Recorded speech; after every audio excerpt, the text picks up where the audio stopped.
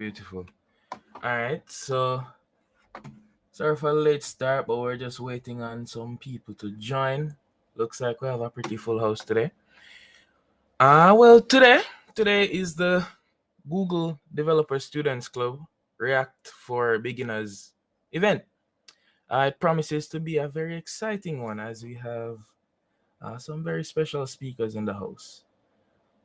But right now, let's just kick things off with just what the event is all about.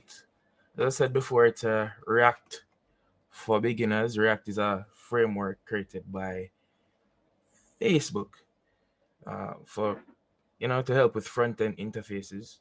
The purpose of this event is to demonstrate node installation, creating a basic React app, introduce students to the concept of states, which is very important in React, JSX, functional components, importing style sheets, and some very important functions.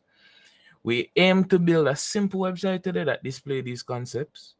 Um, and we're expecting you guys to be university students. I mean, who are mostly beginners. If you are advanced level, I mean, you could still be here.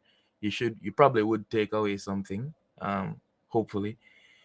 But those who've been exposed to HTML, CSS, and JavaScript are the target audience. Um, and with that, we will start with a brief introduction into React, its popularity, and just the idea of reusable components, which has been a very popular idea in the web development space as of recently. Okay, so everybody sound good? Everybody excited? That sound like what we're here for? Yeah. All right, love to see it. Love to see it. All right. Okay. All right. Welcome once again, everybody. So, before we get into the meat of things, let's start off with some basics. So, as you guys would have already been introduced to HTML, CSS, and JavaScript, so we know that those are the building blocks for any website. So, now React is a JavaScript framework that makes developing sites much more intuitive. It provides ways to update your user interface in response to changes to your data. All right, and that's part of the reason why it's called React, because it reacts to changes. So let me give you a quick little example. So let's say we have a website that displays a number, and every time you click a button, the number increments, right? So with regular JavaScript, or vanilla JavaScript as we call it, you'd first have to increment the number, then get a reference to the HTML element that contains that number, and then you'd have to set the value of that element to the number. But with React, all you'd have to do is just increment the number and the UI would instantly update. So this is perfect for websites that have data that changes constantly, like social media pages.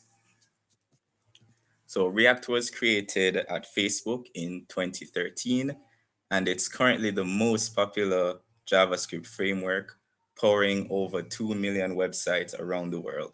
So it's definitely something you guys would be interested in learning. All right, so today we have a guest speaker with us, Mr. Tahj Atkinson. He was born and raised in Kingston, Jamaica, and is currently working as a software engineer at Google's headquarters in Mountain View, California. He's a part of the Google Maps team, where he focuses on the Maps API and web experiences. So we're very glad to have you with us here today. Without further ado, let's welcome Mr. Atkinson. Hi everyone. Thanks for having me. It's a pleasure and really an honor to be here and get talking to you guys. And I love that so many people are excited to learn more about React and kind of the new technologies and get into tech and everything. So super excited to be here. Thank you, Sean, for inviting me. And yeah, let's let's get started. Um, so pretty much, as you know, said before, we're just going to start with a brief introduction to React and go over really the beginner concepts to just get the general idea. Then we're gonna go over and do just a little bit of coding and build a really simple website that kind of showcases some of these fundamental concepts uh, that make React what it is. So as far as questions, um, if you have questions, you can just send a message in the chat there. I'll be looking at the chat every now and again, and I'll respond to the questions. And at the end, there's also going to be some time for you guys to ask questions. So, yeah, cool. I'm going to share my screen now. So let me know if you guys can see it. All right. Cool. So, all right, let's just pull this up here. Let me know if you guys can see. Someone Yes. on mute. Cool. So this is again intro to React. This is a beginner designed for beginners. For those who are intermediate or advanced, feel free to ask questions. But this will really just be covering the basics, right? So the prerequisites for this again are, basic familiarity with HTML and CSS, basic knowledge of JavaScript and programming, understanding of the DOM, the document object model, and the web, uh, and some familiarity with kind of the new modern JavaScript syntax features like, anonymous functions, arrow functions, destructuring, and things like that. Um, we're gonna cover installation of Node and npm, um, but and this is something that is very useful for web development in general and not even specific to React. So this is kind of usually something that you do one time and you'll reuse it for many different projects with many different frameworks across kind of your journey as a developer or engineer. Cool. So I'm actually going to play a video. I found like a really good video online that kind of summarizes everything really quickly. It's a 2-minute video. So I'm going to play that for you guys. And then after we can kind of dive into some of the stuff it talks about. Right. React, a JavaScript library for building user interfaces. Developed at Facebook and released in 2013, it's safe to say React has been the most influential UI library of recent memory. We use it to build components that represent logical, reusable parts of the UI. The beauty of React is that the simplicity of building a component has been brought down to its theoretical minimum. It's just a JavaScript function. It's so easy, a caveman could do it. The return value from this function is your HTML or UI, which is written in a special syntax called JSX, allowing you to easily combine JavaScript with HTML markup. If you want to pass data into a component, you simply pass it a props argument, which you can then reference inside the function body or in the UI using braces. If the value changes, React will react to update the UI. If we want to give our component its own internal state, we can use the state hook. The hook is just a function that returns a value as well as a function to change the value. In this case, count is our reactive state, and setCount will change the state. When used in the template, the count will always show the most recent value. Then we can bind setCount to a button click event so the user can change the state. React provides a variety of other built-in hooks to handle common use cases. But the main reason you might want to use React is not the library itself, but the massive ecosystem that surrounds it. React itself doesn't care about routing, state management, animation, or anything like that. Instead, it lets those concerns evolve naturally within the open source community. No matter what you're trying to do, there's very likely a good supporting library to help you get it done. Need a static site? You have Gatsby. Need server-side rendering? You have Next. For animation, you have Spring. For forms, you have Formic. State management, you've got Redux, MobX, Flux, Recoil, XState, and more. You have an endless supply of choices to get things done the way you like it. As an added bonus, once you have React down, you can easily jump into React Native and start building mobile apps. And it's no surprise that knowing this little UI library is one of the most in-demand skills for front-end developers today. This has been React in 100 seconds. If you want to see more short videos like this, make sure to like and subscribe, and check out more advanced React content on Fireship.io. And if you're Cool. All right. So that was very quick and a lot of buzzwords, right? A lot of things that React, probably have no idea what they actually mean, right? But the general idea here is that React is super popular. it's, here's a graph here showing kind of how popular it is compared to other popular frameworks. And its popularity can be attributed mostly to simplicity, ease of use, and its kind of component-driven development. This idea of developing components has kind of blew up on the web because it means that you can build something once and reuse it again instead of having to rebuild it every single time. This also means that you can share it easily, which is why there's such a huge community and ecosystem, an open source community where you can literally just, if you want a React component, you can just Google it, install it, and use it in your app. And it's just much faster for building applications that way. So um, essentially, React is kind of the go-to front-end framework right now in 2022. And a lot of the other frameworks share similarities with React, but React is definitely the most popular one. And I think one of the first ones you should start on when learning JavaScript frameworks. Cool. So the way we're going to approach this presentation is going to be a little different. I'm not just going to go through slides. I'm going to actually Google around and do things the way that you would do them if you're actually developing, on your own by yourself. So going to the official documentation, live coding, Googling things, figuring out where things are. One of the downsides of React being so popular and also having such a huge open source community, so a huge community of developers who create components for React, but not necessarily, the React development team creating those components. It means that there's just so much information out there, and sometimes you can get lost in, the noise of it all. There's a ton of React tutorials. There's a ton of different React components for the same thing. Sometimes it's hard to figure out what you want or what you need. So these are kind of the official documentation for that we'll be using today, and the official documentation for the core library to help you understand core fundamentals and help you get up and running with a tool chain, and also how to install Node. Cool. Everybody following? Let's see over here. Yes.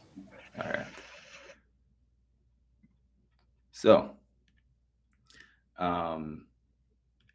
get back to kind of the agenda, right? So, you just got an overview of React. Then we're going to go through the documentation. We're going to go over some main concepts, component-based development. We're going to go over JSX, which is kind of like a syntactic extension to JavaScript. We're going to go into state. We're going to go into virtual DOM maybe a little bit, and that's more about some of the techniques that React uses under the hood to make things fast and to update the DOM efficiently. And then we're going to start building. And the app that we're going to be building today is a to-do list. And I know you might be thinking, a to-do list, that's super simple. I want something a little bit more useful than that. But this to-do list will show pretty much all of the features mentioned, all of the fundamental features. And then I'll even, if we have enough time, I'll kind of go into how we can adapt this to-do list for a little bit more complicated scenarios,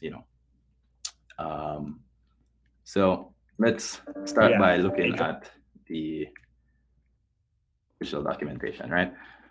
So that's react.js.org. This is where you need to go. This is where you need to be pretty much all the time. If you're developing on your journey, developing React applications, this is kind of where you're going to go. You can click get started here on the right side.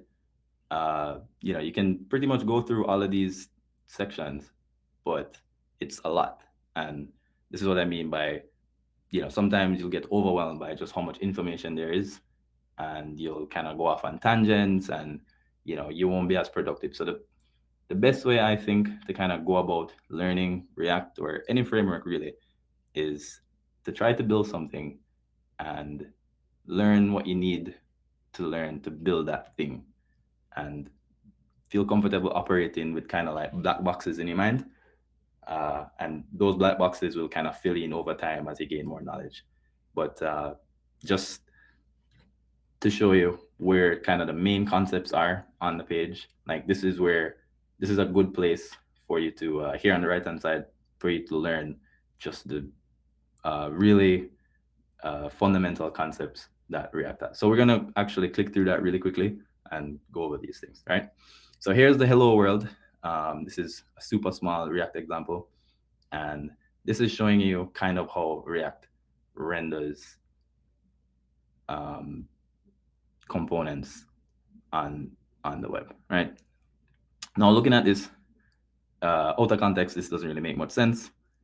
But essentially, what's happening is there is a root element on the page that you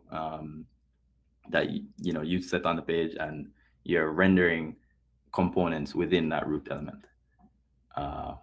Going on further, this is JSX. We kind of mentioned this earlier. This is kind of like syntactic sugar on top of JavaScript. And let me show you what I mean, right? So as we all know, JavaScript is pretty much what runs in the browser on a web page, right? And JSX is kind of an extension of JavaScript. But to run, the browser actually doesn't understand JSX, right? So if I were to just copy and paste this into the console right here, you'll see there's a syntax error because this is not valid JavaScript, right? These arrows and this kind of syntax, it's not a string, it's not not valid JavaScript. So what actually happens is you write in this JSX, and then there's a kind of a build step that transpiles this JSX down to actual legitimate JavaScript, right? And that is shown, that can be shown here, where it gets transpiled down to actual JavaScript code. So basically, when you're setting up your React application, and we'll go through that setup in a minute, and it's actually very easy. You'll see how the code that you write is a little bit different than the code that runs on your web page, and that's just something that's important to know when you're debugging. Cool. So again, rendering elements. It's as simple as passing these elements to React's render function. Say, for example, you have a div element on the page.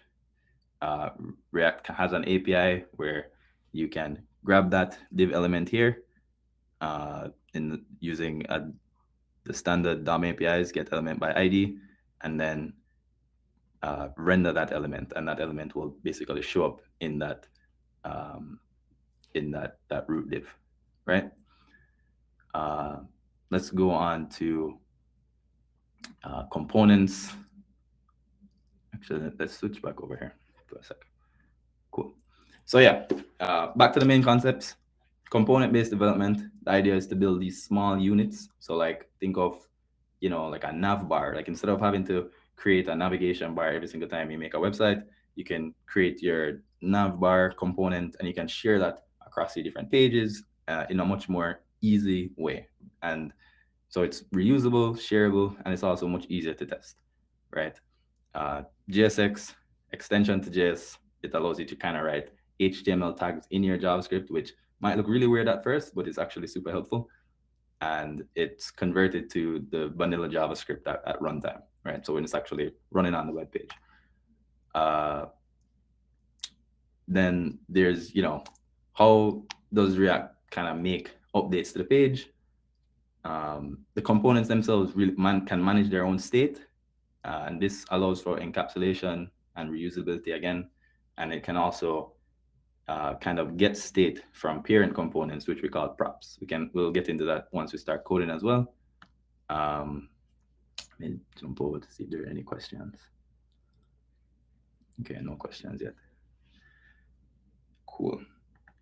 So yeah, so this is kind of like a diagram that shows what I mean by, props versus state. Basically, you can think of like a parent component, like say a in the to-do list example, say the to-do list itself is the parent component, and then it has each list item as child components. Props can be passed down from the parent component to the child component. Now, state is managed by the component itself, and this allows, because state is managed by and controlled by the component itself, again, this just makes the component more composable and easily shareable. So I can just export this component and use it somewhere else in the app. State and lifecycle hooks. Again, we're just kind of rushing through this part and covering it quickly because it's much easier to understand once we start writing code. So there are different stages in the React component lifecycle.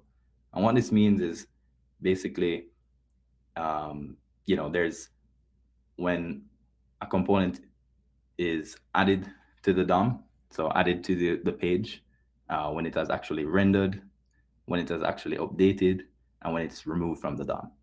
And React actually exposes what we call lifecycle hooks, which are these methods that we can say, call this function once the component has been added to the DOM, right? So say once we, add a picture to the DOM, we want to also update, the color of the page.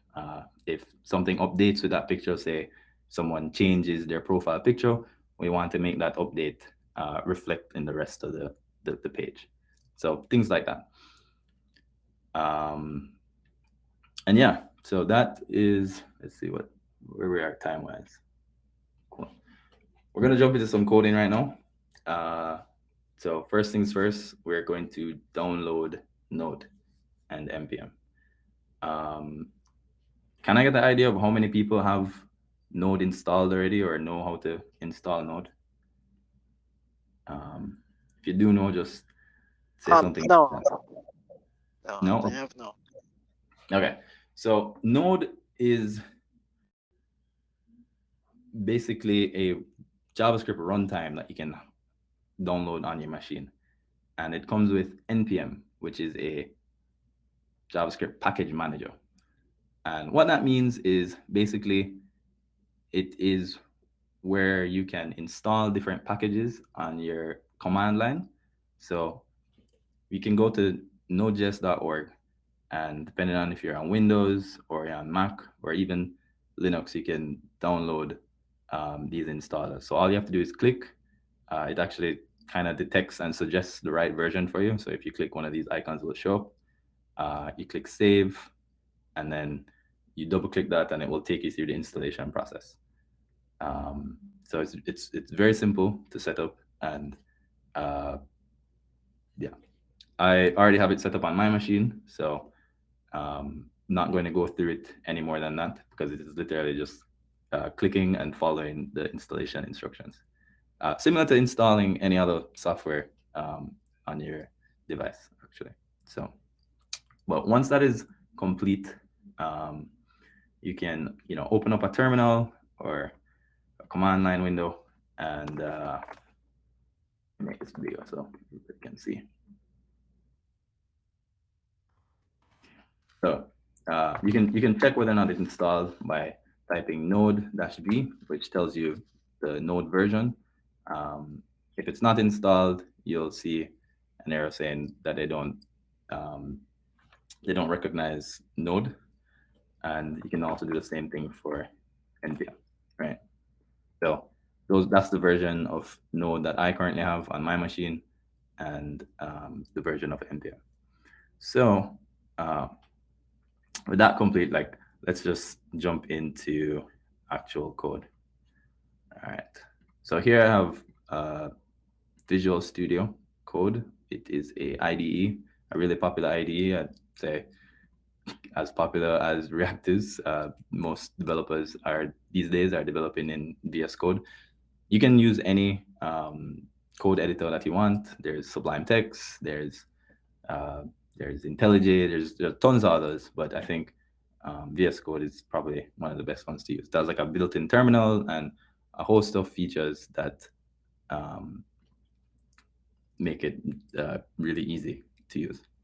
So uh, I was kind of just doing a bit preparing for this session, but we're going to actually start from scratch. So I just deleted the folder, right? Let me kind of just make it very clear what's happening here. So in my projects folder, I have a intro to React project, right? Here is kind of the final version of it. But basically, we're going to start from scratch here. We're going to create a new project in this folder, and we're going to build the to-do list app here. Okay, so we're going to do this using create React app, which was something I mentioned a bit earlier, and it's a little confusing. What is this create React app thing? So remember I told you that React uses, or one of the more convenient ways to use React is with JSX, right? But React is very flexible. You can use it in so many different ways, and because of its flexibility, setting it up can get a bit complicated if you do it yourself. Luckily, there is something called Create React App, which is a super easy tool chain that you can use to basically get a React app running very quickly. So you could go to createreactapp.dev and click getting started, as you can see. And all you have to do is simply run this one command right here, and it will generate basically a boilerplate app that is, you're able to kind of run and change and see the changes live, right? So here we run npx. Npx is it's like running npm to install something, but this is a package runner instead of just downloading a package. So this actually installs and builds and sets up your project, and then you pass it the name of your project, right? So in our case, we can call it my app if we want, or we can call it my to-do list. That's completely up to you, right? So how we do this is, yeah. So I'll just copy and paste this command, and let me know if you can't see anything, or something's not clear. And if I'm going too fast, also kind of say something in the chat. So I am, okay, let me open this again for those who are not so familiar with VS Code, right? So it's not, I go to the project, it was on my desktop, and I open it. So I'm in that same project folder that I just showed you. I'm in that same, I want to go to that same destination in my terminal right here. So it was, on my desktop in projects in intro to React, right? So here, I want to run this command. So we did npx create React app to-do list, and it automatically starts creating this project for me. It'll take some time to run, so and install everything. So while I'm here, I'm just going to jump over the chat and give you guys some time to ask some questions. Cool.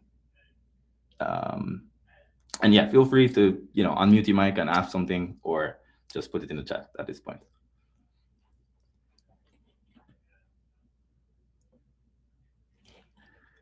All right.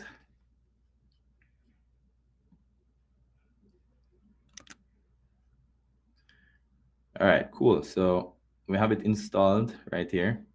And here it's telling us some of the commands that we can run to get started. So again, we set up this project called to-do list. We can go into it, and then we can run npm start, which starts a development server, which allows us to basically see and develop on this app.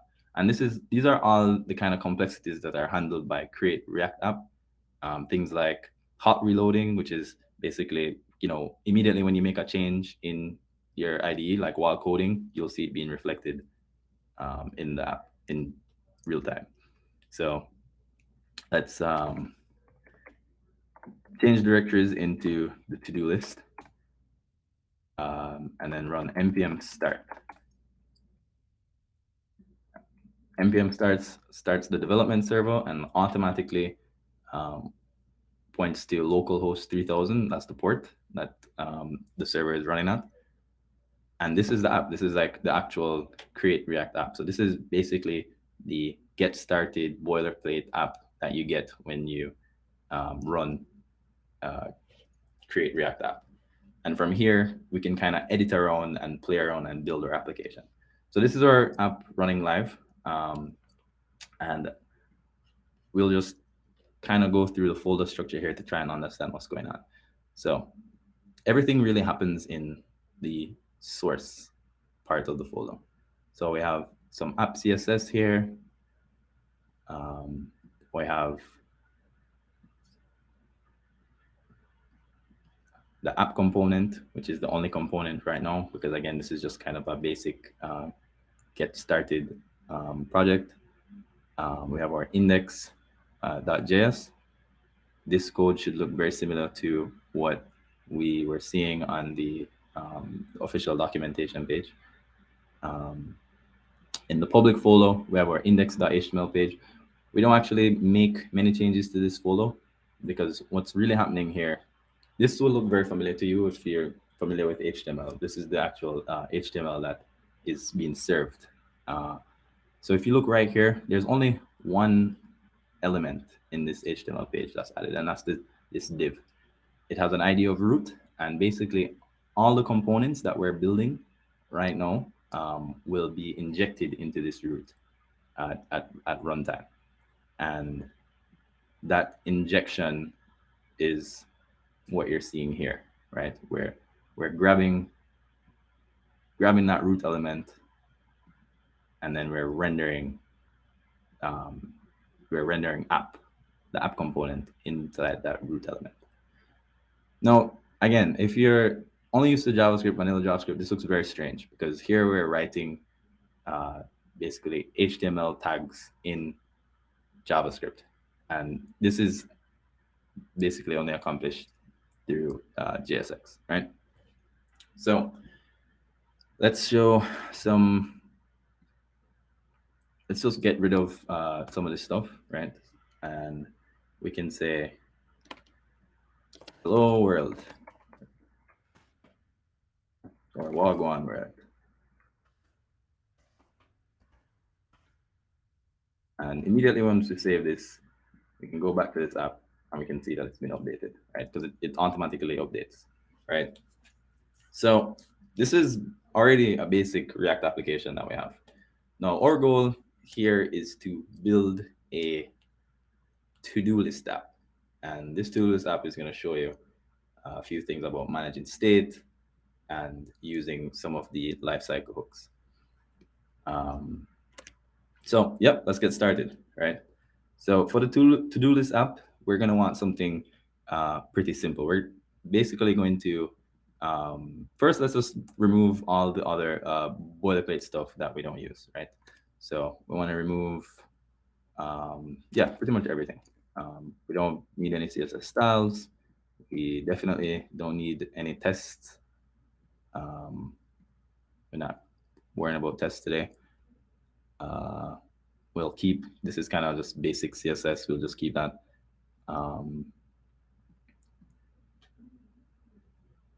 This is also something just for development. We can kind of ignore some of these. But primarily, we're going to be working in app.js, right? So what do we want our to-do list app to do, right? We want to be able to add to-do items to this list.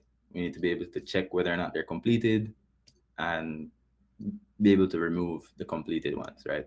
So let's start small. Let's just say, all right, we need some input, right? We need to be able to type the to-do items. We need to say, I need to do my homework, or I need to wash the dishes, or I need to sweep up the house, right?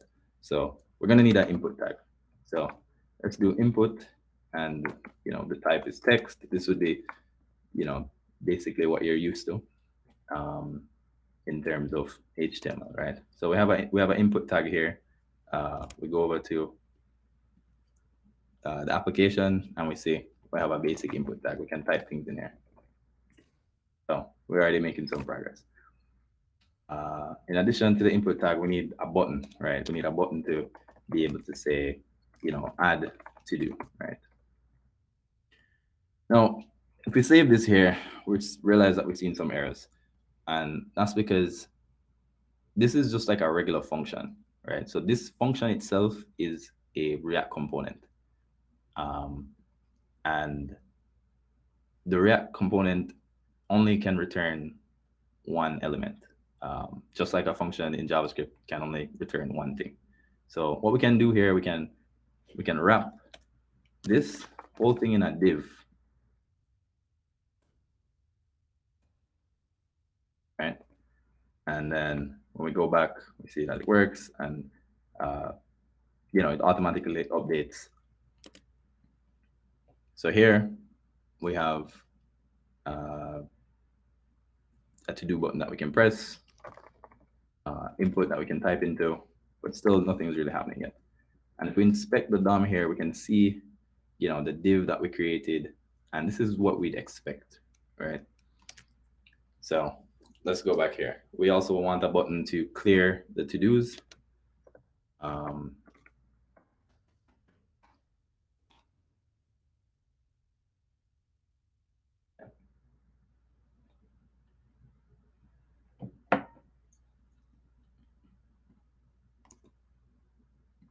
And then we want a way to display the to-dos that are added, right? So we're gonna need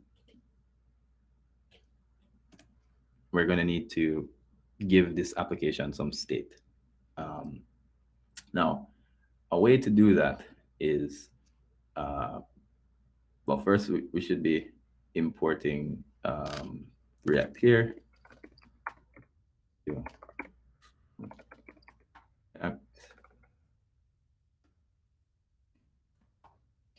We don't need the CSS either.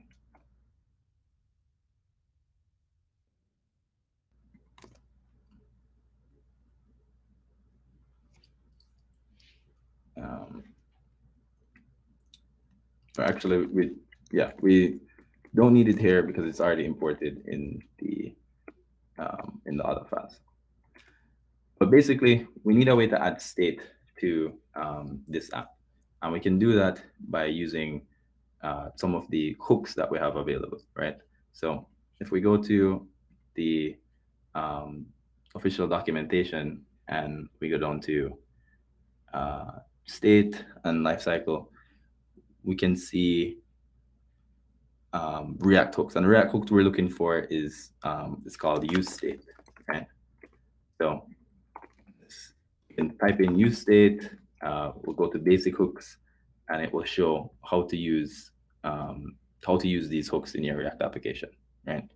So what useState does, it basically sets up an initial state, and it gives you the variable for that state, and also a function that you can use to update the state, right? And this function used to update the state is how you should be updating the state of your components, because basically it tells React that something has changed in the application, and therefore I should re-render the page, right?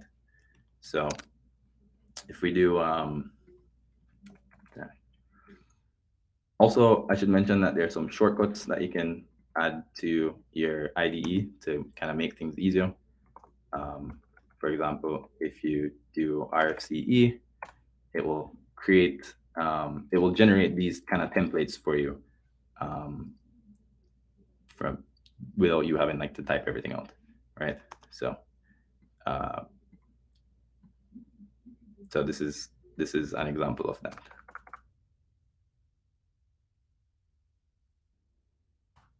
Also, if you don't want to add extra HTML elements, you can use this syntax here, which is kind of like an empty tag. And this is basically, this is what React calls a fragment, but it's basically how you can group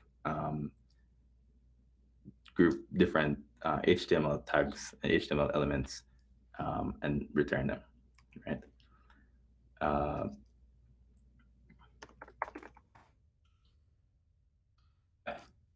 So, everybody with me? Let's see where you guys are. Yes. All right, so let's get into some of the state stuff now. So we want to import useState from React, and that's going to be one of the hooks that we use. And basically, we want to say to-dos, right? So this is the syntax right here, and I'll explain, set to-dos. I'll explain why it looks like this and kind of what it means, right?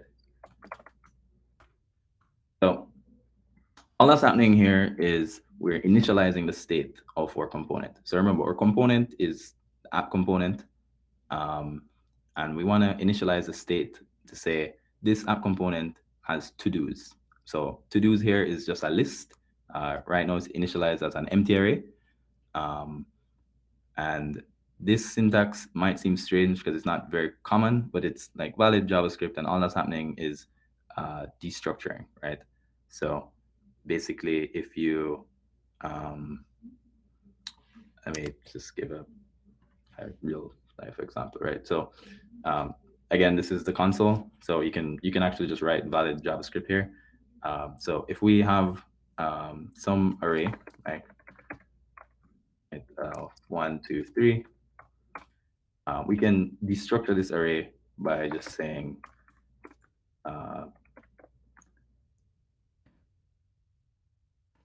right. And what happens here, we're setting the variable a, and this is probably a little hard to see, but we're setting the variable a to the first element in that array, the variable b to the second element in that array. So if we just put a here, we can see a is 1 and b is 2, right? So this is just a way of, this is like shorthand. The long way would be to say a equals array first element in the array, right? So this is just kind of the shorthand version. And again, it's kind of with React philosophy to do these things, in the shortest, most simplest way. So if it looks weird, that's really what's happening. So right now, how do we render these to-dos, these to-do items on the page? In React, if we wanted to render a to-do item, like let's say we just had one, and we just wanted to render the name, right? So let's just create a random object here, right? So we're gonna call this, this is gonna be just an example to do, right? Let's give this to do a title, right? So let's say wash dishes. Now, here, one way to render this in React is actually to use these bracket syntax to basically evaluate JavaScript inside kind of the HTML that's returned. So here we can access the variable example to do, and it has a property of title. And if we reload, we'll see wash dishes appearing right here, right? So let's just add a line break here, so that we can see, right? So if we wanted to add, multiple items, say for example, we just had wash dishes, we also had, take out garbage, they'll be listed here basically, right? But we're gonna want this in a list format as well. So we know the right way to do that is to use like the HTML list. So how do we render this when we have actual list of to-dos instead, right? So let's say, for example, our list of to-dos is here. We want to just initialize it so we have something to show. So we're gonna have wash dishes here and pick out garbage. and we want to show that in the app, right? So when this app um, is loaded, this gets initialized as that array: wash dishes and take out the garbage, right? We can run this right here by using the array.map function. And all this says is for each um, element in the array, we want to do some mapping or transformation on that array. Since the array is already just an array of strings, we can actually just render the array here. And if we look, we'll see that these are rendered to the page, right? But this doesn't really look good, and it doesn't really help us so far. So what we really want are like list elements, right? So let's put this in a list. So if we want a list element, this is kind of how we do it on the web, right? So we could have, something here, another thing there, and we'd see that is how it's rendered. And that's kind of how we want our to-do items to be rendered. So how do we render our array this way? What we do is we'd actually map the element in this array using that same array.map property. And this is a property, on all, it's a function available to all arrays in JavaScript. So it's not like a React specific thing, but you'll see it in React all the time. And basically it says for every element in this array, I want to convert that element and to something else. So this is it actually produces a new array, right? And actually, I'll do this outside just to show you better what's going on, but usually we would write that inline. So let's say these are to-do elements. What we do is we do to-dos.map, and then for each element, right? So for each to-do in this array, we want to return a list element, right? With the to-do. Cool. So here, this to-dos element, I'm just going to console log it so you can see what it actually looks like. But basically, we're saying we're converting, or we're taking the to-dos array in state, and we're creating different elements from that. So now this is an array of elements created from the array of just to-do information, right? And if we put that to-do, if we render that to-do element here, then we'll see that what's in the state is shown right here, right? So let me just refresh the page, and we can see that these are the elements that are being rendered. Now, if you're looking in the console, you'll see this warning right here, and it says each child in a list should have a unique key prop, right?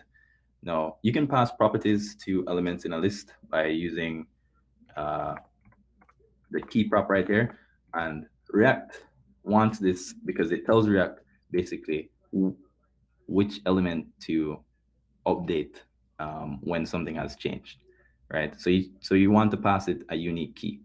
In this situation, for now, we can just pass it the name because the names are unique, but we'll see as we kind of go on a little bit further that we want to find like an actual unique key among siblings in a list to generate. And this is because React under the hood, they do a lot of kind of efficient diffing to update the page in like the most efficient way. So they don't update every single thing on the page once one thing changes. They only update the thing that's changed, or as little as they need to do to render efficiently, right? So we're gonna move a little faster here and show kind of more about the how components are made, right? So instead of having all of this there, what we really want to be able to do is write, for example, to-do list here, right? So we do to-do list, And this is actually a to-do list component, but we don't have this to-do list component yet, right? So, but this is kind of how you can compose applications in React, because we can focus now on creating a to-do list component, right? So basically, just in terms of our app structure, we want the to-do list to be shown up here. Then below that, we want like an input so we can add to the to-do list and then also clear the to-do list. So let's create now a new component, which is basically the to-do list, right? So all we do here is create another function, right? So we'd say function to-do list, and we can do this in a different, like in a different file. I'm just doing it in the same file here because I think it's easier to kind of read and see what's happening that way. And then this to-do list can take some props. That's kind of like the state that's passed down from the app, and it will return the HTML that we want to render there, right? So just like before, I'm just gonna speed this up a little bit because I realized that time relatively short on time. So we want to render here to-dos, right?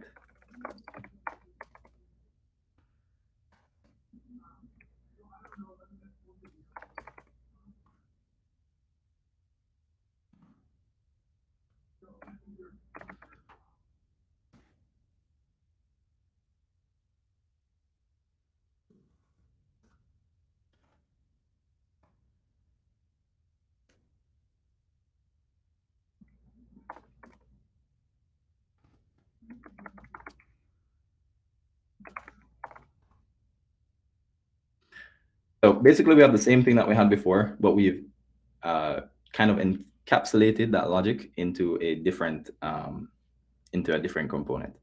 So here the component takes an argument. This is just props. You could name it whatever you want because it's just like any other JavaScript function. And this prop expects a property called to-dos. So we have to pass that prop in, and how to pass the prop in JSX syntax is simply adding it here the same way that you'd add like an attribute in HTML. So the prop that we're looking for is called to-dos, and we're going to pass it the to-dos variable here, which is the state that's set up in our app state, right?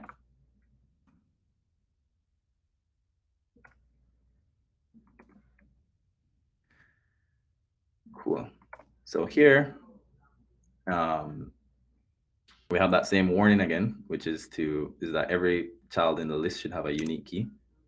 So we need to add that back here in the list. Okay, reload this. Okay, no errors. And you see we have the same thing. But although we have the same thing here, what is clearly shown is that we can work on these individual components kind of in a silo. So we can focus on creating a to-do list, and then we can even get more into it and have a to-do item as a component. That way, it lowers the complexity of the application, and it allows you to share. For example, if I just wanted to share a to-do list to another part of the app, I can share that to-do list to another part of the app. Whereas if the logic lived in here, it wouldn't be as shareable and reusable. So this really speeds up the process of developing applications.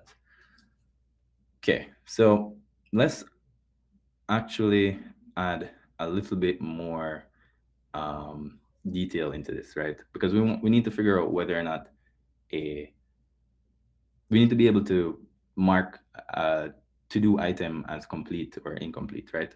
So let's say, for example, our to-do list is an object, right, which has an ID. And for now, we'll just put the ID as, something random. It has an ID, it has a title. Just gonna put that there. And it has a status, right? We want status, or we want to know whether or not it's complete, right? So we can say is complete, true or false, right? So we can initialize this as false because it's not completed, right? Um, so this is now kind of a representation or state representation of what a to-do is, right? So and then here we can put the ID there.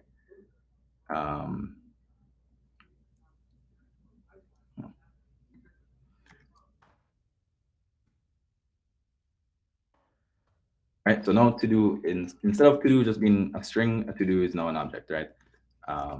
So if we reload this, it should show the same thing, but also we don't want to just render the title anymore, right? Only the title is being rendered here, but we actually want to include like a checkbox, right?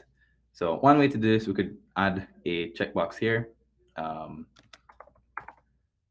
We could add input type called checkbox, right? And then we see we have checkboxes here that we can click on. And but again, this is kind of complicating the to-do list component. So what we actually want to do is to move this logic into its own component, right? Before I do that, let me work on how do we add a new to-do, right? We need a function to add new to-dos when this button is clicked, right? So we can create a function here called add to-do, and this function basically we want to take what is in the input text field and create a to-do based on what's in that text field, right? So how we do this is we create a function that takes an event, and this event is going to be the event that's emitted when you click a button, right? So how you do this, you add a property here, the onClick property, and in this you want to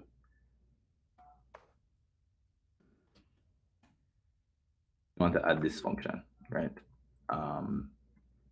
So you could pass it the name of the function. So you pass it add to do. Format this so you can see clearly what's happening.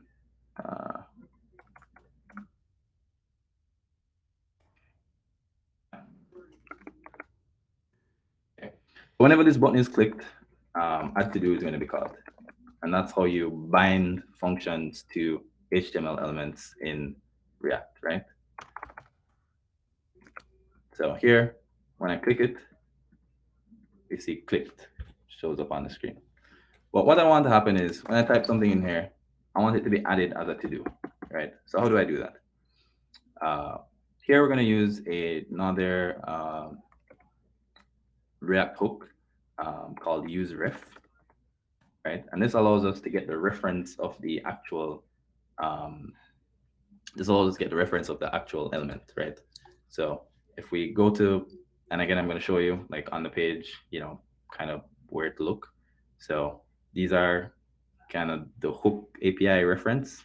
So this is kind of the list of them right here. These are the basic hooks, some additional hooks. If we go on to useRef, we see how it's used. Basically, we can initialize the reference as null because that's before it's rendered, and then we add the reference here. And then basically that gives us reference to the actual HTML element in React, right? So let's just copy and paste that here. Right, so this is the input element, and then we want to add the ref property and bind that to the input element, right? So let's do that. Okay. Now, when this button is clicked, we can take a look at this input element, right? We can say input element current value, right? So let's just console log that to see what that is.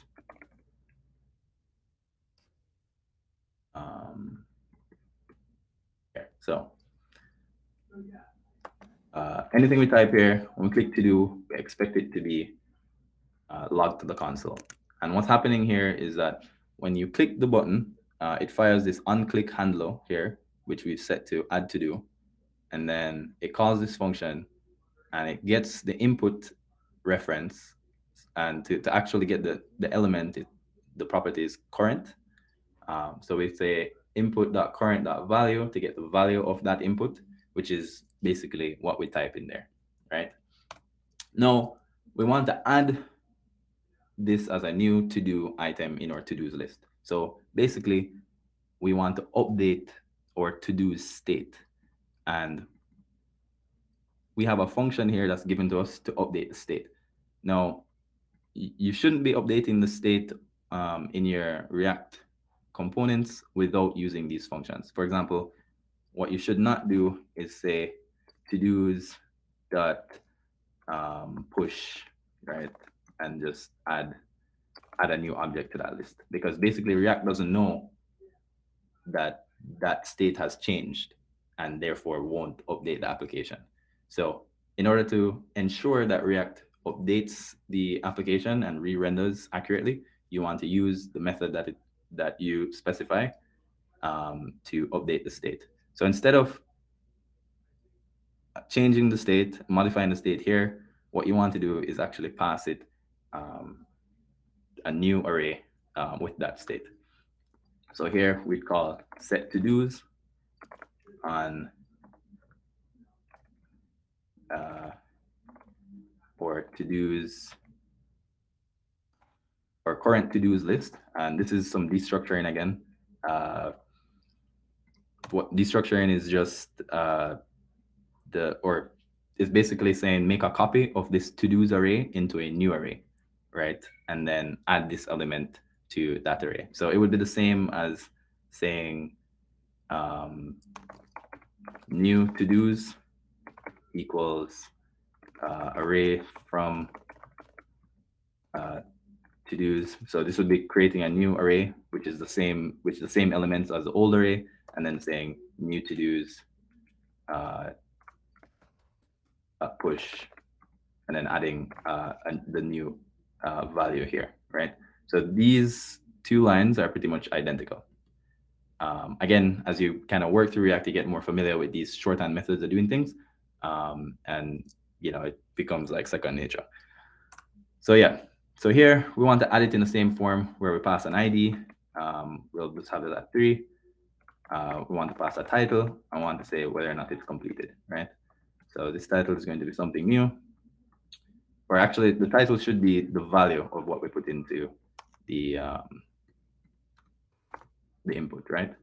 And then whether or not it's completed, false, because we're adding a to, right? So we refresh this now. Say we want to add a new item to this list. Take out garbage. And we add to do. Then we see that this is added here to that list, right?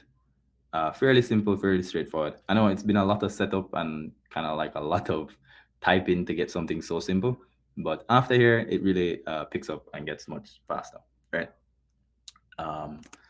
Now, let me show you kind of what NPM is, right? So we need IDs. We need actual legitimate IDs in whenever we have lists in our application, and we could use math.random and generate them randomly. But I just want to demonstrate kind of like how you can install modules basically from other projects and use them all together to build something custom for you, right? So a very popular way to generate IDs, is a module called UUID, right? So if you just type in UUID, which is unique user identification,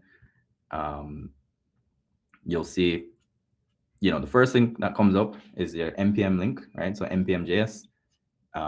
It will usually show you how to install it. and how to use it in your application. So here's how to install and use it in your application. So let's just do that here now. So we are gonna run npm install uuid, right? When it's installed, you'll see it in your package.json as a dependency, right here. Then we want to use it. We want to import it here in our app, and then we want to use it, basically invoke it by calling this method, right? So, and we can just call it, we can pretty much just call it here at the beginning just to verify that it works as expected. So basically, when calling UUID, it will generate a new unique ID pretty much every time, right? So if we just want to be sure, we console log that, and we have to start React again. So let's go back to npm start, because remember we had stopped it to install that new package. So we have to remember to start it back whenever we stop it. Give it some time, and boom, this is the UID. This is a unique ID that's just generated. And this is kind of how pretty much IDs are generated on the web. That package is dedicated to generating long, hard to collide UIDs. And every time we refresh the page, it's a different one because they're supposed to be unique, right? So basically what we're doing now is we're creating this new object, this new to-do object, which has an ID, which is a unique ID.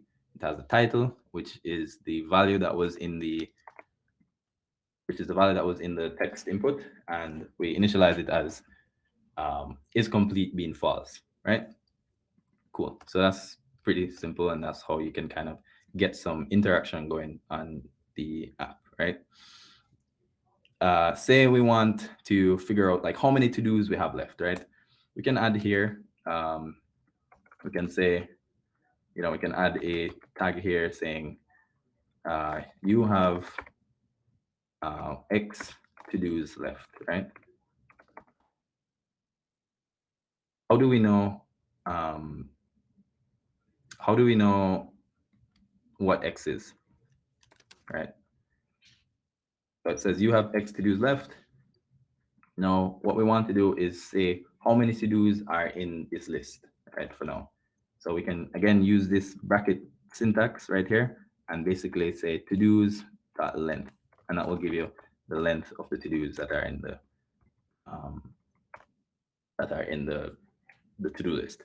Right now, we have these two to lists like hard-coded in, so it's like already there, but you see if we add to them, then this will update. We have 3 to-dos left, 4 to-dos left, blah. But now, what happens when we complete a to-do and we want to like remove the ones that we completed? That is like additional logic that we have to add to the application. And I just want to see where we are with time.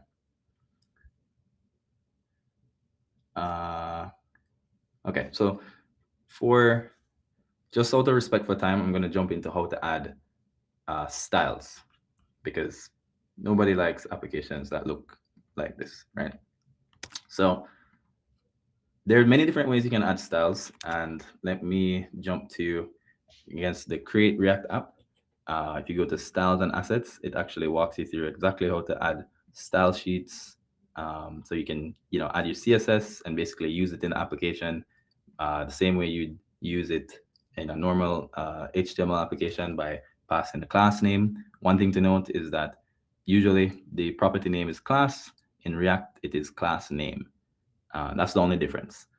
But you can do it that way. You can also add CSS modules, and you can add CSS inline. So let me give an example of adding CSS inline. So say, for example, the to-do button, we can say style, and we can pass this an object, right? So we can say, we want the width of this to be 100 pixels, the height to be 200, the border to be, 1 1 pixel solid red, right? And if we reload, we'll see that now the application looks all junky, but that's the way to apply styles. So you can apply styles inline directly to your elements. Now, unless you're a designer and you know exactly what styles you want, you can use one of the many CSS frameworks that are available and use it with React, right? Because again, you can, React is all about composing kind of these functionalities and bringing them into the web. So let's go to a popular CSS framework called Bulma. This one is an open source CSS framework that basically gives you a really nice look out of the box, right? So if we go here, we can kind of look at kind of like the elements that they have and the different components, and basically get this style pretty much for free. And I'll show you what I mean right now. So the way to do this is you actually import these styles in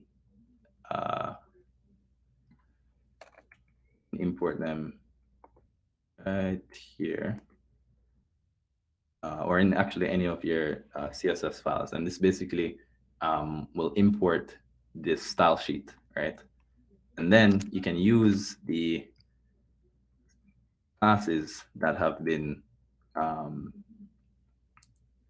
set up for you here, right? So for example, this says class equals box, and what it does, it puts whatever element in this nice box with there's some shadow here, and it makes things look more aesthetically pleasing. So if we want to now go over to our application and we want to say, each to-do list item should look, that way, we can say class name, and we can type box here because it's looking for the same class name, right? Now, if we go back to our app, we see that these styles are being applied to the to-do list app, right? And everything just looks a little bit different. Still a lot of work to be done here style-wise, but this is just a way that you can like easily apply styles to your application. Same thing for like input, right? So let's remove the styles that we added, the inline styles that we added here, because those don't look very good. And let's add some styles here. So let's do class name, and I think my class name is just input, right? And I'm just copying what I see here, right? This shows you the code that basically has generated the thing on the left, right? And we see the class name used here is input. So if we go back over here and we go back to the application, we can see now the input field itself looks a lot better. We can do the same thing with the buttons, make them in line. Let's see, we go to button here. You see these buttons look a lot better. The class is called button. So we can add a class to all of these buttons.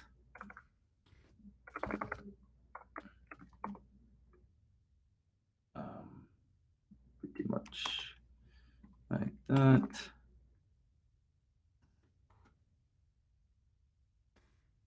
And we go here, we see that the application is looking slowly but surely a little bit better. We can add some colors here to make things stand out a little bit more. In Bulma specifically, this is how you can add colors. You can call it primary, is link. Basically, every CSS framework works out differently and has their pros and cons. But essentially, you can use anything with React to get things going and get things looking a little bit better, right? So, okay, and let's add a label about this. Add here.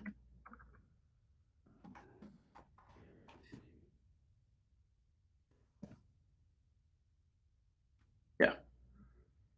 All right. So, we're gonna actually take this up because we don't like that. Cool. So another thing I want to show you really quickly is kind of how easy it is to, we can add some general styles here. For example, if we make this as a div, we can just add some padding, which kind of makes everything look a little better usually. We can just say padding here. Now we have a little bit of padding. And then we can say this to-do list here. We can give it, give a title.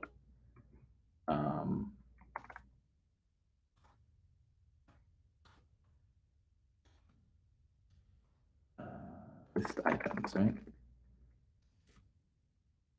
And let's give a title for the entire thing. List app. Well, we can make this bigger. Class title. Cool. So now you can see it's looking a little bit more, more aesthetically pleasing. And we see a warning here where because we're using the property class instead of class name. So that's just something to look out for. So here we just change that to class name and reload, and that goes away. All right, let's see where we are. Cool. All right. I want to show you two more things that are really important here, and it's another hook. So useEffect. So you can think of the useEffect hook as kind of like what should happen when something changes in your application. So this gives you the opportunity to say, whenever the state changes, I want to call this function, or yeah, that's pretty much it. And then you can specify that state.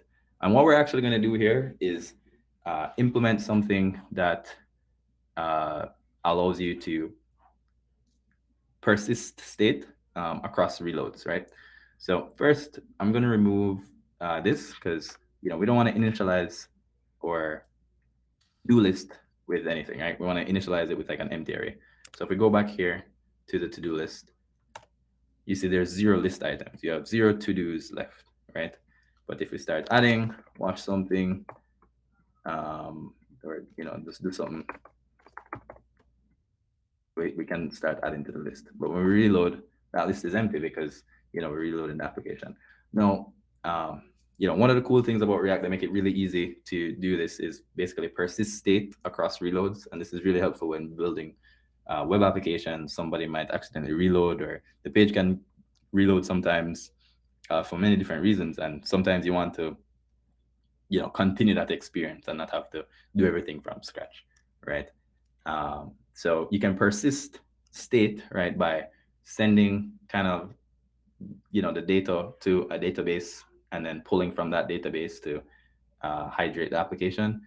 Or you could just use local storage, which is basically storage on the browser that's kind of shared across tabs. So even if you reload this application, you can still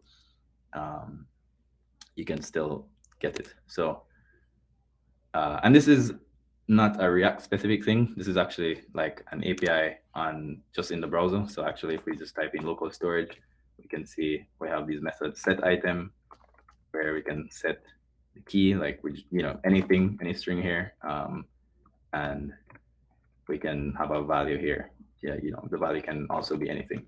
And basically, no, that's in local storage. It's basically like a storage mechanism that's built into the browser, right? And what we can do with this, we can say, okay, so let's do storage key, right? And let's just call this to-dos, right? To-dos. And let's use an effect. So basically, when to-dos have changed, we want to update this local storage, right? So how we do this, we call useEffect. useEffect takes a function, and then it also takes an array of state that we want to watch. So in this situation, the state that we care about is to-dos, right? So we want to say whenever to-dos changes, we want useEffect to be called, right? So let me show you what that means, right? So remember, when we add a new to-do, the to-do state has changed, and that's why we're getting this call right here, right? Now, if we had nothing in this array, this was an empty array, and we did the same thing, we see that we don't see any anything printed into the console, and that's because useEffect is not watching anything, right? So we're actually going to want to watch the to-dos state, and basically when that state changes, we want to update the local storage. This will help to persist across the application. So again, just local storage, we do set item, we use storage key, takes a string, and then we'll do to-do dot stringify, because it takes a string. I think it's JSON dot stringify to-dos. So this is basically creating a string version of your object, right? An object here is the array of to-dos. Cool. So basically, whenever to-dos has changed, that's going to be the value of local storage, and I'll show you again live kind of what that means. So if we say wash clothes or whatever it is, and then we go to local storage here, and we get item, and we have to pass it a key. It's kind of like a hash map, but only with strings, right? And the key was to-dos. Then we'd see this is the object, right? So we say is complete, false, the title, the ID, and it's cool because if we refresh, we see it has disappeared because we set it, but we need to now get it from local storage, right? So we need to say we need another useEffect method, and this one should only be called once. And how we achieve that is to basically put it as pass it an empty array. So basically, this says that we're gonna call this once on when it's initialized, but since we're not watching any state, it will never be called again, because basically this is only called when initialized or when the state of to-dos changes. Since we're not watching any state here, this should only be called once, like basically when this component is mounted. So here we want to actually get the items. We want to get item, and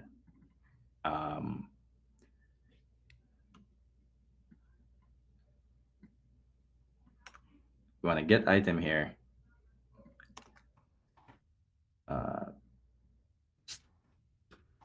Restored to-dos.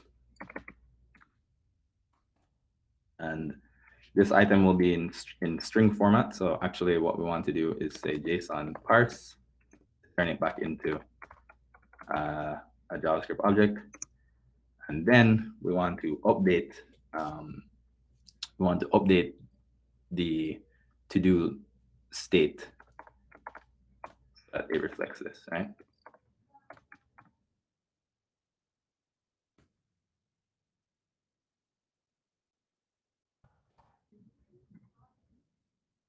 So here, let's see if we add a bunch of to-dos here,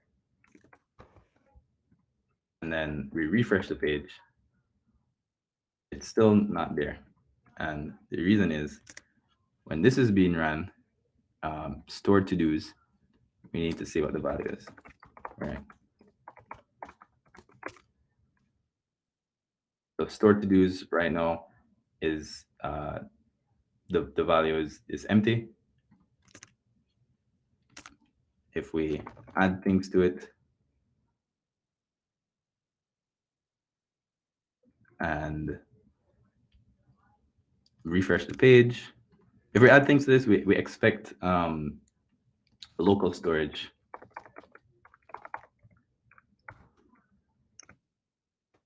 to have them there.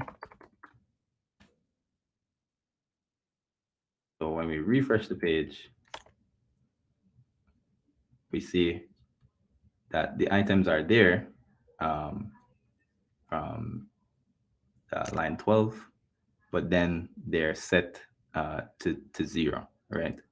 So line 12, we see that it's being logged to the console, but now we need to set them back to to-dos so that they show up. Right? Everybody following? How are we doing on time?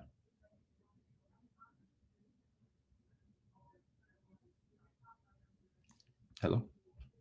We're right on time. We have about 20 minutes. All right, cool. So we have 20 minutes left. Let's do some more to this application here. So let us say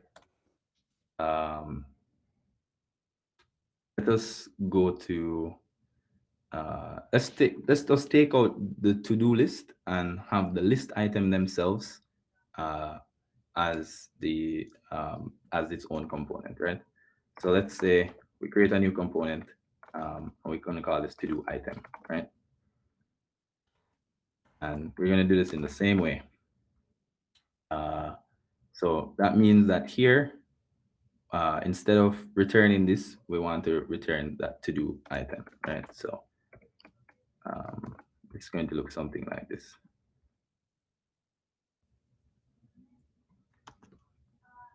Basically, I want to copy and paste that here.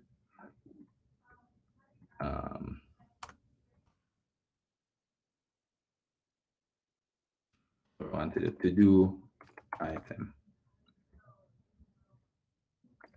So we've just created a new component here where we put the logic of like the actual item inside its own component. And say,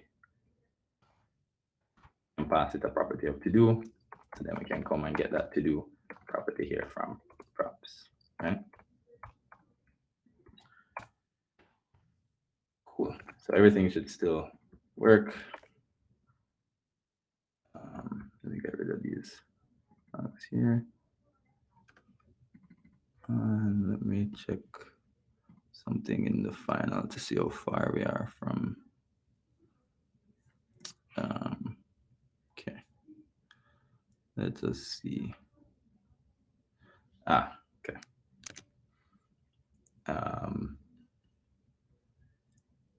Okay, we want to say.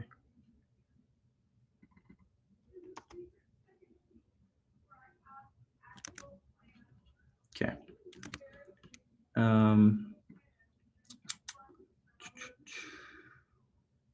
Where are we here?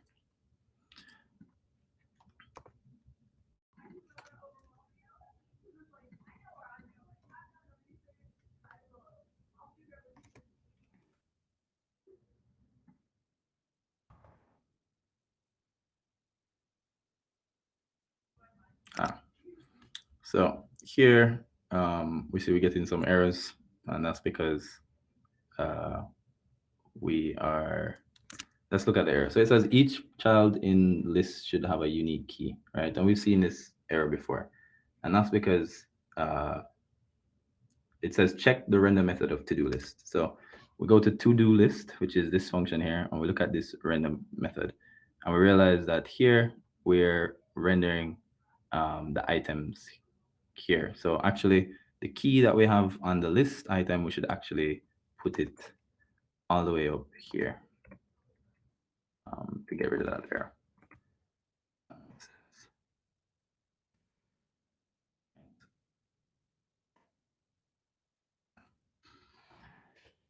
Then we want to so we want to now say with this checkbox, right? We want to say look at this to-do list item, and we want to basically render the to-do list item by itself. So here I'm just going to copy and paste the time. So here we have a div, we have the input, which is the checkbox, and we have whether or not the we're actually passing the state here to the checkbox to say whether or not um, the checkbox is checked, right? Now, when that checkbox is changed, right, what happens? We need to kind of figure out what happens there. So let's create a function, just the same way that we did with the add to do button. We just want to console that log that this was clicked, right? So, right. Basically, we add an item here. Let me go back. So we add an item here, and whenever we check this, we can see it being logged, right? But we also realize that no, because we're managing the state of this input, we need to change the actual state, whether it's complete or not complete, to reflect that in the application. And the way that we actually want to pass down this modifier from the main component all the way down to the child component so that it can update the state. And what I mean here is, if you look at our app component, we want to say pass down, a toggle method, basically. I'm just going to copy and paste this one here.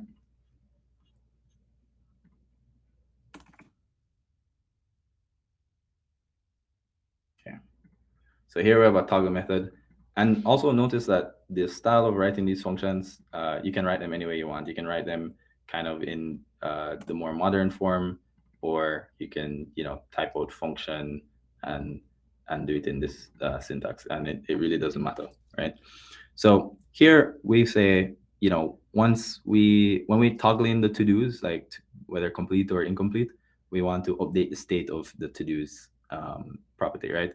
So what we do, we start by creating a new array of to-dos, and we get an ID, right? So we find the specific to-do that we want to update, and then we change whether or not that to-do is complete, basically, and then update the to-dos array. We want to actually pass that down, that functionality, all the way down from app, where the state lives, all the way down to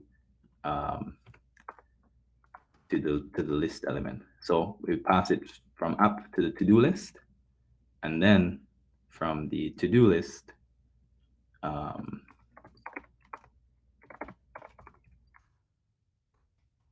to each list item. So each list item can basically access this method, right? So here, we can actually write a function right in here, because this evaluates, these brackets evaluate JavaScript. So we can say to-do.id, right? We pass the to-do ID there. So looking at the terminal here, we see some errors. It says line 69, 11. It says toggle to do is not defined, and that's because it was passed in props here, but we need to, we need to have it in its get the local variable. So yeah, again, props is basically kind of these properties that we pass in. You can access them from whichever variable here. I just call it props, and that's kind of what it's called in the React world. So what we've done, we've passed down this function all the way from app to its child through to-do list to to-do item. So that kind of like managing state and passing down modifiers is something that you have to get used to, but it helps to not overcomplicate the application and to basically make the application render itself in the most efficient manner. So yeah, let's see what that does. Basically, when we click these now we see that they're working, right? Again, and that's because now the state is being managed. So now we have like an interesting problem, right? So say we have, again, we have to wash clothes, we have to wash the dishes. And actually when we click add to do, we want to like remove this, right? So all we do here is in our add to do method. I hope this actually is better. Hopefully you can see it a bit better. So in our add to do method, all we do is clear to dos, but we also want to reset the value of the input element, right?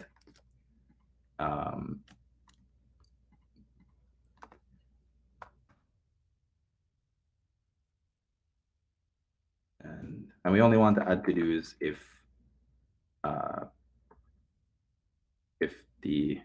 this has a value, right? So otherwise we'll just return. So yeah, so this is saying if we try to add an empty to do, it won't work, and otherwise we'll add a to do. So let's reflect that there. So if we try and add an empty to do, nothing should happen. But if we type something in here, then it's there, and it removes what was previously typed, right? And then we can click these. Now, even though these are completed, it still says that I have 4 to-dos left. So we need to update our logic to figure out, which to-dos are completed or not. And if you remember where that is in app, right here. So it says you have to-dos.length left. And this is just like the array of to-dos, right? So one way we can do that, we can actually filter this array to say we only want the length of the array, minus what's already completed, right? Because we want to know how much we have left. So what we do here, we say filter, we use another array method. We do to do, and we only want to return the ones that are not completed, right? So we say to do dot is complete. The way this method works, it return a boolean, and it will basically it will basically filter the array based on those booleans. You can look up these array methods that are super helpful. Array.filter, and you'll see them here on the MDN web docs and kind of see how it works, right? So it returns it takes an anonymous function, or in any function really, and it expects a boolean in return, and that will determine whether or not the element in the array is filtered from that list. So in this one, the element will be filtered from the list if it is complete, or it will be included in the list if it's complete. What we actually want is opposite, so we just add an exclamation. So if it's not complete, we want to keep it in the list, right? And then we want the length of that of the resulting array, right? So if we go back here and we typing this, and it says I have 3 to-dos left. But if I click on this, then I only have 2 to-dos left because that one is complete, right? Only have 1 to-do left, right? So then the math there is working out a lot better. Let's implement clear to-dos. So we want to clear the to-dos that we've already completed. How do we do that? Kind of in the same way. We're gonna basically loop through the to-dos list and remove the ones that are already completed, right? So let's create a method here called clear to-dos.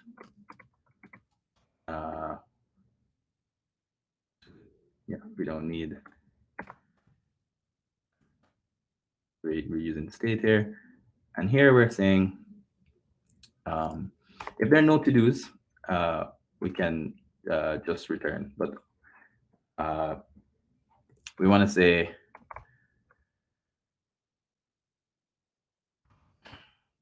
We want to create a new array of to-dos because we don't want to change the state we don't want to change the state of the state that we're watching in the component. So we want to actually create a new array of to-dos and then modify that array, right? So we say new to-dos, and then we want to filter these to-dos. Now, actually, the filter function creates a new array, so it does not mutate the existing array, which means that we do not need to create a new array here because this already creates a new array for us, right? So what we can do, what we want here is to have like remaining to-dos, right? Because we're removing the to-dos that are complete. So remaining to-dos or incomplete to-dos, incomplete to-do items, really. But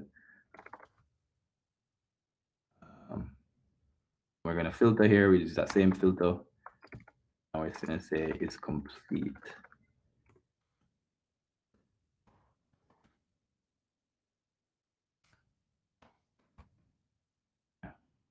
So here we're going to only get back the incomplete to-do items.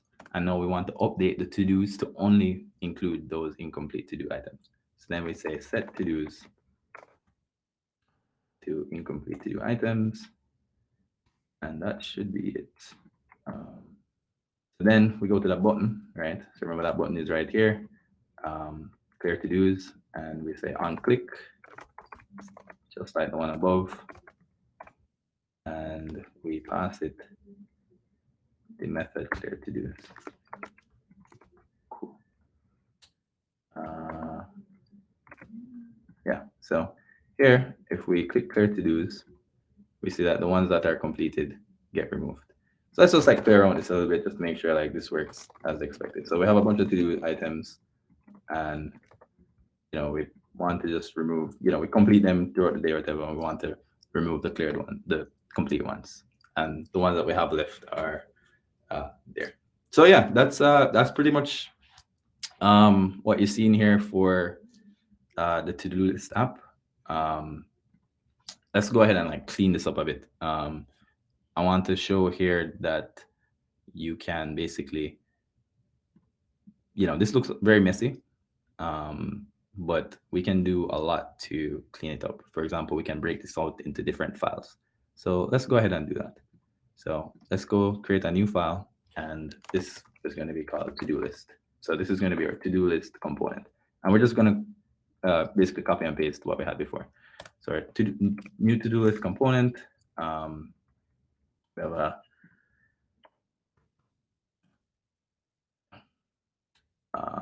yep. So here, this is new to-do list component, and we're basically going to literally copy and paste our to-do list from here, right?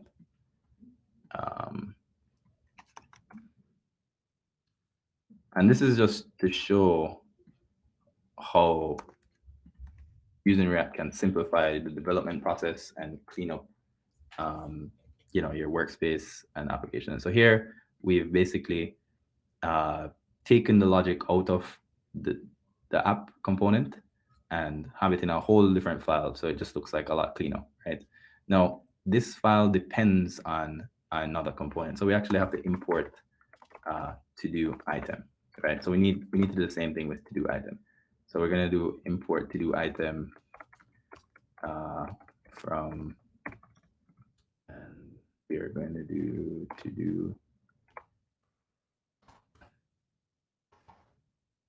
item.js, right? And we have to create that because it doesn't exist. So let's do to-do item.js. Do the same thing. Copy and paste this basically. Yep. And we have to import React in these so that we have access to the React global functions. So now that these are separated, right? We can see the app itself looks a lot simpler, but no, the app depends on both on to-do list. So we have to import to-do list in app, right? So we say to-do list, and it autocompletes the app, right? So cool. We have this app. We have these use effects. We're gonna go into use effect a little bit more, but I'm gonna add some comments here. So use effect calls function on initialize and whenever state changes. Right. Okay, so we're getting an error here. It says to-do item imported as to-do item was not in to-do item.js. Why is that? When we go to to-do item here, we see that's not exported. You have to use this keyword export to export the item. That way you can import it in the other files. Cool. So let me just close that so we can clearly see what's happening. Here we have our main app class, right? In the main app, we initialize our to-do state using useState. That's the hook. So that's kind of managing the state. We pass down that state to our child components, and these child components get the state as props, right? So they don't actually update the state themselves. They get the state from their parent component, and based on this state, it will render, whatever it wants to render. So in the to-do list app, we have this map, which returns an array of to-do item components. The to-do item component we see here, is just a checkbox, followed by a checkbox, followed by a name or title of the to-do.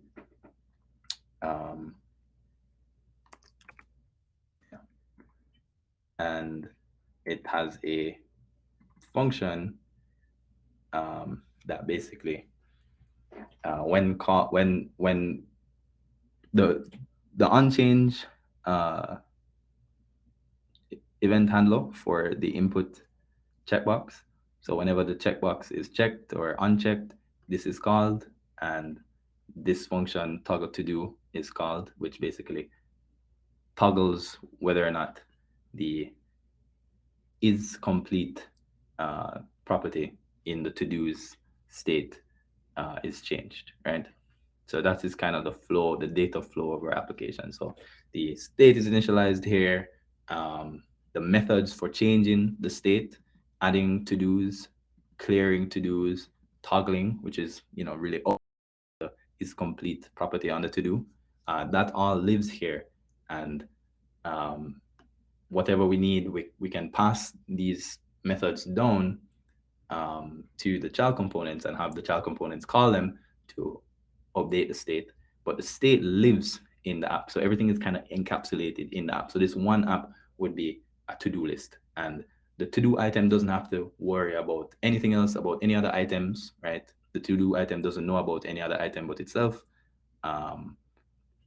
The to-do list doesn't need to know about any other buttons or any other things that are in the app.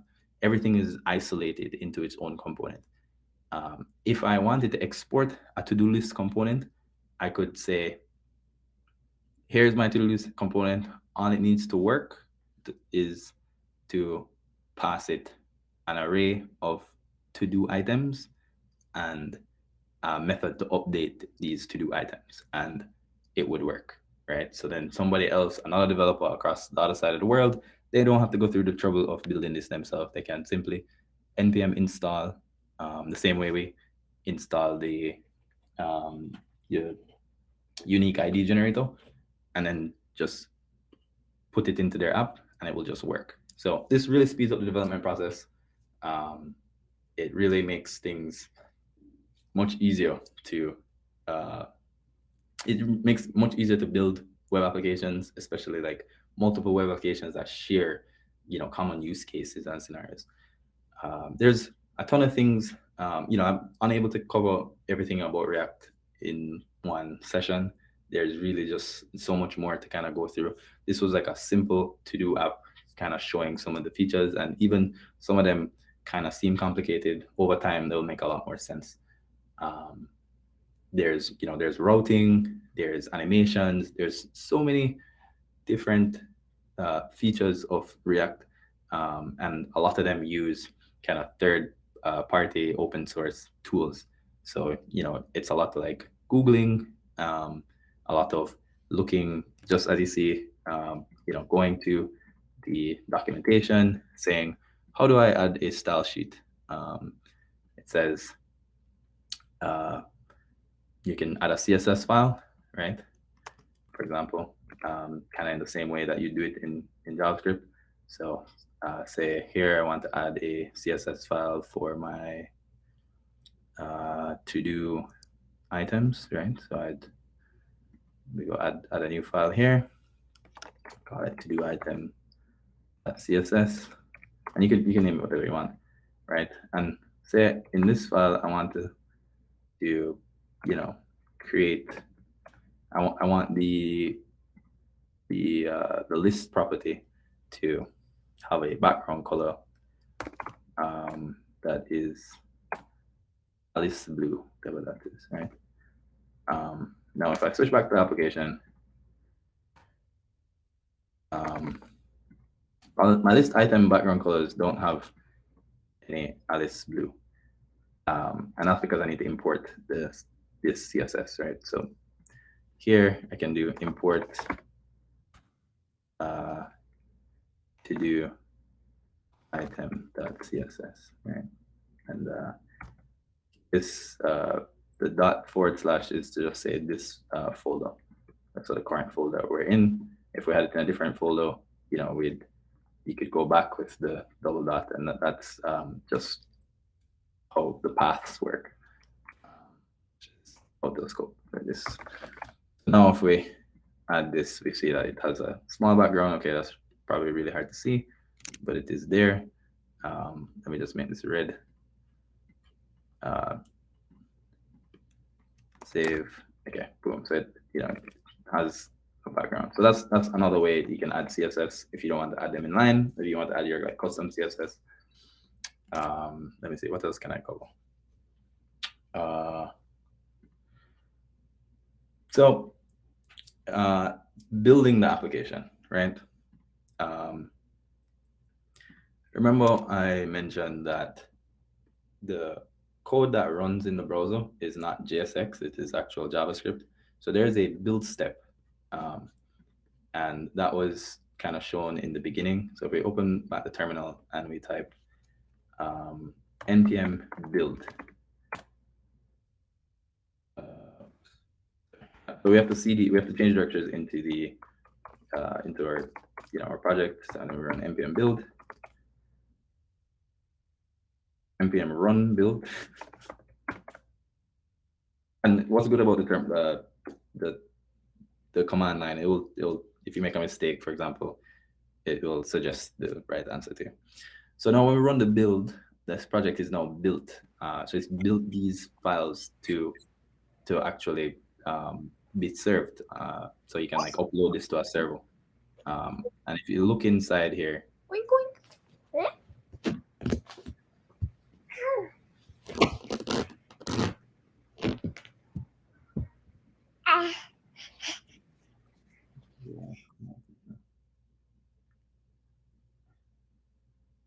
yeah, today's code I will actually upload to to GitHub. You guys can clone it or take a look at it as you please. So yeah, I was saying, the build directory, you go into the build directory and you'll see like these are the assets, and these assets are ready to go basically. So you see the JavaScript that's being built. It is optimized, right? So it has been kind of production ready, which means it's very hard to read. But this is the code that's actually shipped to the application, and this code is vanilla JavaScript, but also it's obfuscated and unreadable. There's settings that you can add to the build to make it more readable, but essentially this is just to show the process. Once you're finished developing the application, you run the build, and then you'll upload those files in the build directory to whichever server or however you plan on actually serving the application and running it live. But yeah, this is that's pretty much it. Everything I wanted to show. Actually, I want to touch back on the on the use effect for 1 second because it was kind of not doing what I expected it to do. So let me go and check that and see what mistake I would have made there. Okay, so this is kind of what I set up before. Let's see how different that is or what is happening. Oh, I think I might be clearing it. Okay, let's see. So we're just comparing.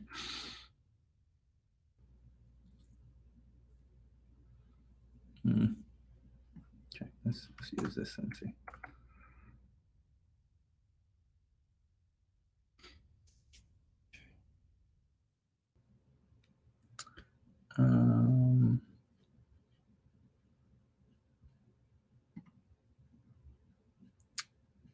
Okay.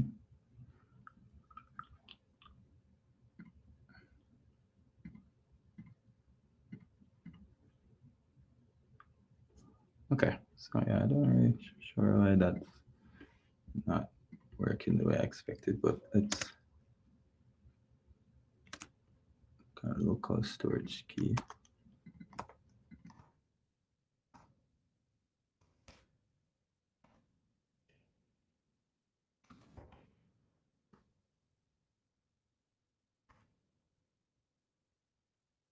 Oh, you know what it is?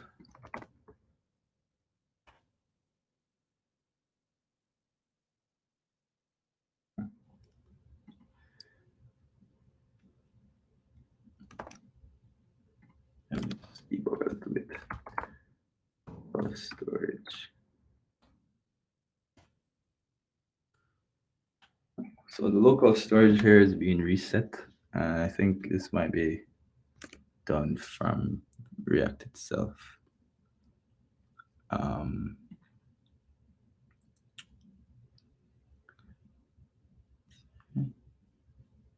If to use that.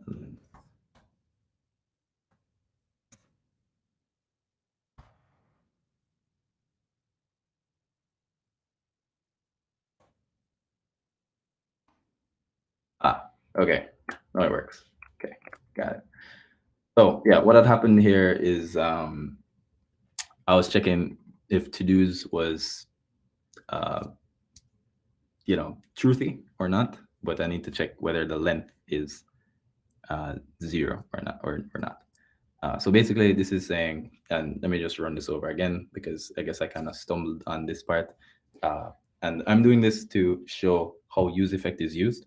So useEffect calls a function when the component is initialized or whenever the state that you're interested in watching has changed. So in this scenario, we have one useEffect call, which we want to fire only when the component is initialized. So that means we don't pass it any state here. So we pass it like an empty array. So basically, once the page loads, we want to fetch things, right? So this could be like if you say you have a job board or any kind of CRUD application or like a database. So you have a list of things that you want to show, right? So for example, you're building a job board application. When the user goes to the site, you want to load all the jobs that you have, the available positions, available jobs that people can apply to. You want to load all of that from a database like immediately once your component loads, right? You want to load a list of that so you can display it on your website. But you only want that to load one time. So you want that to load at the beginning. You don't want to keep loading because that's like wasting resources. And you load it once and you display it. There's no need to load it many times. But if users are, say, adding jobs, right? Say someone is posting a job to this list, or someone applies and where the job is no longer available and you want to remove it from this list, then once those changes are made, you might want to update that list live, right? So basically, when somebody adds a new job, you want to update that list. You want to go again and refetch that data for more fresh, accurate data, right? So it's a kind of similar scenario here, just kind of dumbed down a little bit and using local storage instead, where initially when we load the application, we want to get, everything that was set in local storage from before. But when changes are being made to the state that we care about, which is the to-do list, we update that local storage. So what that looks like here is, okay, no, yeah. So if you're using this to-do list app and, we set up, we're going to go with the same examples. We want to wash some clothes. I want to take clothes off a line. Just want to clean the shoes. Anything. We have to go get some food. Get food. All right. Now, say we don't complete these things, the application reload. We don't want to lose all of them. So even though we're reloading the application, it's still there. It's still in local storage. So it's persisting. And this same way we're using local storage, you could use it with a database instead. So this is just to show how useEffect is used. Yeah, there's one thing that's bothering me here, and we want some space between the checkbox and the actual to-do list item, right? And we want to make it look like nicer, right? So let's actually just put this in a span. So it's like a HTML span, right? That way we can style it the way we want, so we can say, let's add some styles right here. And we can just add some padding. Let's just do, and the unitless numbers here mean pixels, but if we wanted, we could do 5 pixels, right? But by default, the unitless numbers are pixels. So we add some padding there. So we want to change the font size, right? We use camel case naming here, so it's font size, common F, capital S. In HTML or CSS land, that would be font dash size. But in when writing inline styles this way, because it's JavaScript, this is how it's written. So we could do 24 here. Yeah, and we could add some margin. Yeah, let's just add some margin left to the left part, right? Because that's really what we never liked. Cool. And yeah, if we actually, let's just add a border. Border with a radius. And we do that border. Okay, that never looked, that looks terrible. That did not look what I expected to look. Let's change this font size a bit. Put it down. And let's remove the border. All right, increase this. And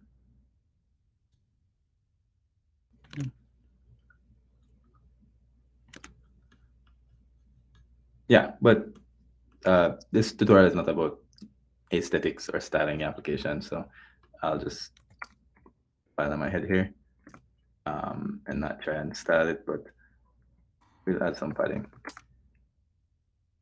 Looks fine. Yeah. And yeah, that's it. There's nothing more really on this to-do app. We have some state being watched here. How many I have left? I have 4 left. Clean my shoes and I wash clothes. So I only have 2 left. I want to get rid of these. I don't want to see them no more. So I get rid of them. I reload the application, put my phone in my pocket, open it back up. I still have the state there. Cool. Now, question time. There are any questions? There's 19 people left. I'm surprised so many people stayed. That felt very long. And yeah, but that is pretty much my little tutorial. It went a little bit longer than I expected, for sure. But I think a lot of it, a lot was covered there, and it might seem overwhelming. But the resources, again, is, there's so many resources online. You might be overwhelmed by just how many there are. So a good way to start is to just go to the official documentation and start building something. And if you don't understand something, don't worry about it. Just, you can understand just what you need to understand to get something done, basically. And as you do more things and try and build more projects and more complicated things, you'll learn more, and you'll kind of naturally dive deeper into kind of those assumptions that you have to make when initially learning something, if that makes sense. But yeah, create React app. I'll send the links, and I'll also upload the code on GitHub. Create React app is a great way to get started, and build really fast, responsive web applications. You can build things very quickly, especially when you're not uh, live coding to a group and explaining everything. Things go a lot faster. So I know it seemed long-winded, especially for a to-do app, but really React is very fast. And once you get the flow of things, it really makes creating huge applications very simple. So yeah, if there are no questions, I'm gonna stop. I will upload this repo to GitHub and share the link with Sean. Thank you very much, everyone, for joining. I really like to, it's an honor to be here. Really is an honor to speak to students. Please, if you guys want to reach out, ask me any questions about tech in general, or software engineering in general, whether related to React or not. Highly, highly recommend. I'm always kind of open to helping, and giving back, and trying to put people onto tech, because it wasn't something that is super big in Jamaica. When I was growing up, I never really know about tech or anything that is available. And now I'm in this tech world and stuff, and saying, wow, there's really so much opportunity here. So um, definitely, Sean, feel free to share my contact with everybody, and yeah, look forward to seeing what you guys build. And that's it from me. Cool.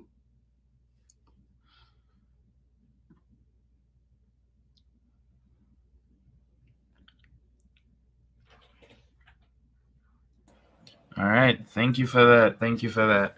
We have Chris and Russell here to do just a short vote of thanks. Christian, you're up. Okay. Do you hear me? Yep. Okay, awesome. All right. Good afternoon, everyone. Mr. Tahj Atkinson, on behalf of the GDSC core team and our members here today, please accept an enormous thank you for introducing us to React.js today.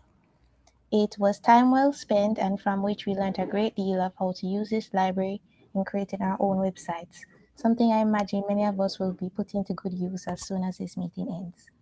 We hope that at a later time, when we have another similar event, we can call on you. Again, thank you very much.